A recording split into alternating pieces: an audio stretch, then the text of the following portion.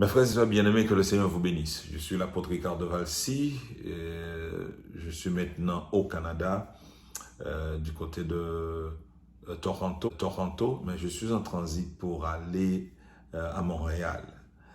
Eh bien, tandis que je suis à l'hôtel, et cela m'est venu au cœur de partager quelques informations, quelques idées sur comment lire et comprendre la Bible qui va peut-être aider quelqu'un.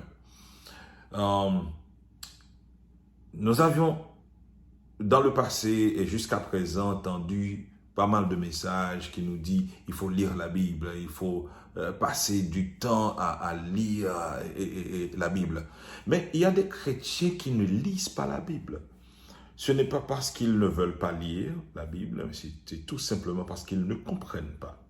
La majorité des messages que j'ai entendus, des exhortations que j'ai entendues du haut de la chair depuis que j'étais tout petit jusqu'à présent, on nous dit il faut lire la Bible.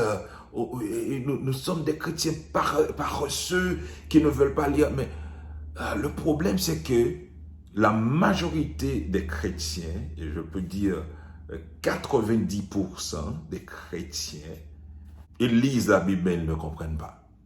Et si vous êtes sincère, vous allez dire oui, c'est vrai. C'est pourquoi ils laissent le plus souvent le pasteur ou l'enseignant de la Bible lire la Bible. Et pour eux, ils viennent tout simplement recevoir le message, l'interprétation du pasteur.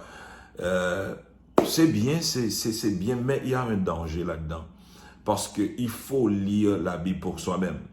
Eh bien, mes frères et sœurs, pour qu'on puisse lire et comprendre ce livre qui est complexe et simple en même temps, il faut comprendre que ce livre n'a pas été écrit à nous.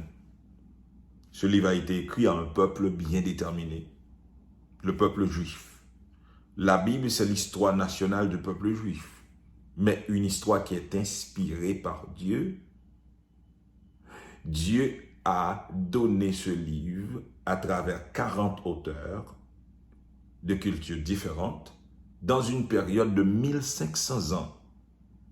La première chose qu'il faut garder en tête, c'est que ce peuple à qui le Seigneur a envoyé ce livre avait une histoire. Et ce peuple habitait dans des espaces géographiques. Et ce peuple aussi avait une langue. Et ce peuple avait une culture. Donc pour comprendre la Bible, il faut mettre la Bible dans son contexte. Pour mettre la Bible dans son contexte, la première chose qu'on doit savoir, c'est comment interpréter l'histoire, comment interpréter la géographie, et comment interpréter la langue et comment interpréter la culture. Il y a 4 contextes, fondamentaux qu'on doit comprendre. Le contexte historique, géographique, culturel et linguistique. C'est très, très important. Premièrement, le contexte du destinataire, mais deuxièmement, il faut comprendre aussi le principe de la première mention. Qu'est-ce que cela veut dire?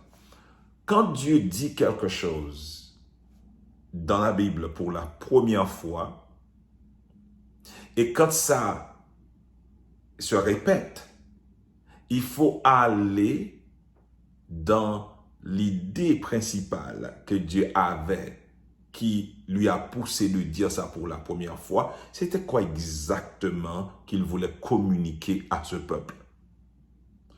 Troisièmement, il faut comprendre le principe de la définition. Premièrement, il faut comprendre le principe du contexte.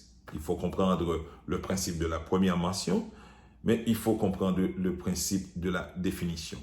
Et pour que cela puisse être fait, on doit savoir comment observer. Deuxièmement, comment interpréter. Troisièmement, comment appliquer. Quand on dit observer, on pose la question, que dit le texte? Interpréter, on pose la question, que signifie le texte? Quand on dit appliquer, que dois-je faire avec le texte? Premièrement, il faut comprendre le contexte du destinataire, il faut comprendre alors, le principe du contexte, le principe de la première mention et le principe de la définition. Et ces trois principes, peuvent être trouvés dans le principe d'observation, que dit le texte, le principe d'interprétation, que signifie le texte, le principe d'application. Que dois-je faire avec le texte? Donc maintenant, je vais vous donner un exemple. Alors, il y a pas mal de choses que je peux vous dire dans le contexte du destinataire, histoire, géographie, langue et culture. Et prenez le principe de la première mention et principe de la définition. Eh bien,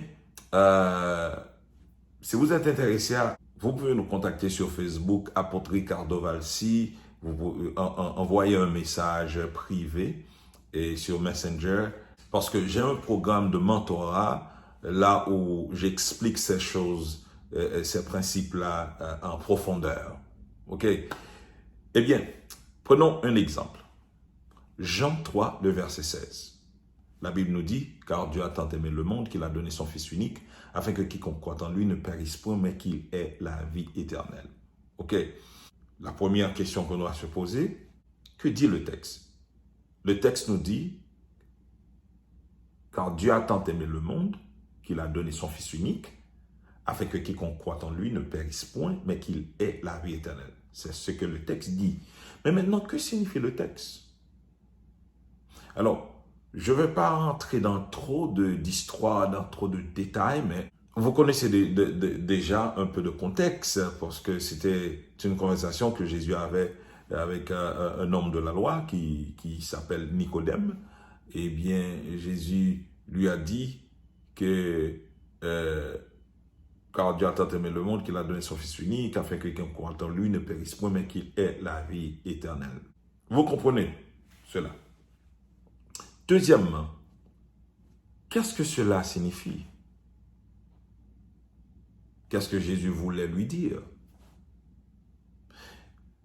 La première chose qu'on doit regarder dans le texte, car Dieu a tant aimé le monde qu'il a donné son Fils unique, afin que quiconque croit en lui ne périsse point, mais qu'il ait la vie éternelle. Jouons un peu avec le texte. Il y a combien de verbes dans Jean 3,16? Vous allez trouver 5 verbes. Car Dieu a tant aimé, le verbe aimer, son Fils unique, car Dieu a tant aimé le monde, dirais-je, qu'il a donné. Car Dieu a tant aimé, le verbe aimer, qu'il a donné, le verbe donner, son Fils unique, afin que quiconque croire en lui, ok? Car Dieu a tant aimé le monde, qu'il a donné son Fils unique, afin que quiconque croit en lui ne périsse point, périr, mais qu'il ait la vie éternelle à voir. Il y a 5 verbes dans ce texte. Mais qu'est-ce que ce texte est en train de nous enseigner? L'idée est simple. Si vous aimez vraiment, la seule manière qu'on va savoir que vous aimez, c'est lorsque vous donnez. Mais quelle est la qualité du don ou la qualité de cadeau que vous allez donner? C'est ce qui est précieux pour vous. Car Dieu a tant aimé le monde qu'il a donné quoi? Son Fils unique. Et pourquoi Dieu a-t-il donné son Fils unique? C'est pour faire une grande différence, afin que quiconque croit en lui ne périsse point, mais qu'il ait la vie éternelle. C'est pour donner le plus grand cadeau, pour faire la plus grande différence et pour donner le plus grand cadeau, qui est la vie éternelle ou un cadeau qui est durable. Puisque la vie éternelle se trouve en qui? En Christ. Christ, c'est le plus grand cadeau. Donc, la vie éternelle devient le plus grand cadeau. Maintenant, ça c'était l'interprétation, hein? C'était l'interprétation. Pourquoi Dieu a-t-il donné? Et si aujourd'hui, je viens dire que, moi, j'ai beaucoup d'amour, la seule manière que les gens autour de moi vont pouvoir équilibrer ou tester cet amour, c'est par la manière que je donne.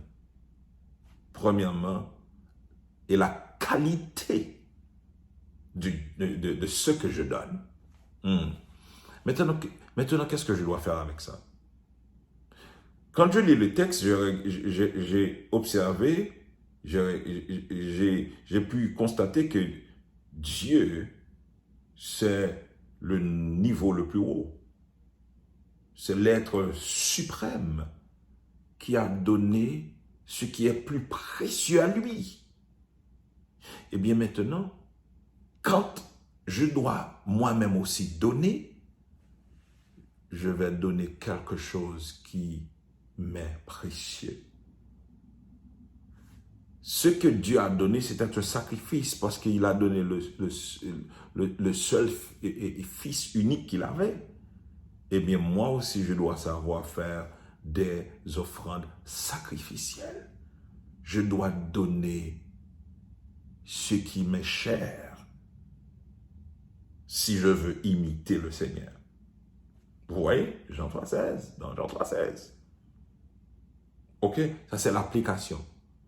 Eh bien, maintenant, aussi, je peux dire que la seule manière que je vais prouver à ce Dieu que je l'aime, je dois m'engager dans l'évangélisation. On dit que l'évangélisation, c'est amener des hommes à Christ et construire des hommes en Christ. Vous voyez, dans un plan individuel, pour prouver à quelqu'un que je l'aime, je vais lui donner ce qui m'est cher. Mais dans ce même contexte, pour prouver à Dieu que je l'aime, eh bien, je vais suivre son exemple. Et c'est quel exemple? Je vais gagner des âmes pour lui, parce qu'il a donné son Fils unique afin de sauver le monde. Eh bien, moi aussi, je dois m'engager dans l'évangélisation qui est d'amener des hommes à Christ et construire des hommes en Christ. Parce qu'il est dit, allez faire de toute la nation des disciples, les baptisant dans le nom du Père, du Fils et du Saint-Esprit, et enseignez-leur à observer tout ce que je vous ai prescrit. Ce n'est pas ce que la tradition, ce que vous avez entendu et que vous ne comprenez même pas. Mais il faut enseigner le rhéma. Cela veut dire la parole inspirée, la révélation spéciale que Dieu vous a donnée. Parce que Jésus a passé 3 ans avec ses disciples pour les équiper pour aller gagner des âmes ou amener des âmes à lui et construire des âmes en lui. J'espère que cette vidéo vous a aidé, que le Seigneur vous bénisse. Et comme je vous ai promis, je vais mettre plus de vidéos sur chaque chaîne de YouTube. Eh bien, mes frères et sœurs, merci. Si vous aimez cette vidéo, donnez un like et puis partagez ça à quelqu'un. Et encore, si vous voulez savoir le contexte historique, géographique, culturel, linguistique, le contexte de la première mention, le contexte de la définition et comment observer en profondeur, interpréter en profondeur et appliquer en profondeur, venez nous joindre dans notre programme de mentorat et je pense que ça va vous aider. Ça va vous aider à grandir. Bye bye. Que Dieu vous bénisse. Shalom.